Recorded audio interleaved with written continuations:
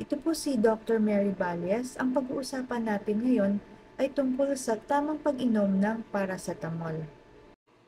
Ang paracetamol ay isang pangkaraniwang over-the-counter na gamot na iniinom ng karamihan para sa lagnat at mga sakit tulad ng sakit ng ulo, sakit ng katawan, sakit ng ngipin, sakit dahil sa arthritis at iba pa.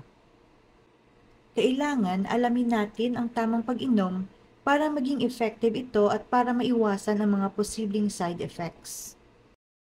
Para sa adults at children over 12 years old, ang recommended dosage ay 500 mg to 1,000 mg every 4 to 6 hours as needed.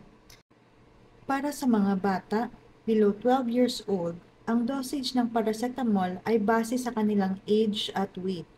Usually, ang dosage ay 10 mg per kilogram body weight at binibigay din ito every 4 to 6 hours as needed. Para maiwasan ang overdosage, huwag uminom ng more than 4 grams or 8 tablets ng 500 mg within 24 hours. Ang paracetamol ay available sa tablet na 500 mg at 325 mg. Sa syrup naman ay 120 mg per 5 ml, 125 mg per 5 ml, at 250 mg per 5 ml. At available din ito sa drops na 100 mg per ml. Ang paracetamol ay pwedeng inumin with or without food, pero mas maganda na inumin ito pagkatapos kumain para maiwasan ang pagsakit ng tiyan dahil sa hyperacidity. Pagkatapos uminom ng paracetamol, kung may naramdamang pagsakit ng tiyan o may mga rashes na makikita sa balat o nasusuka or nagsusuka, ihinto kaagad ang pag-inom at kumonsulta kaagad sa doktor. Dahil ito ay mga posibleng side effects ng paracetamol. Huwag uminom ng paracetamol kung may previous na allergy dito.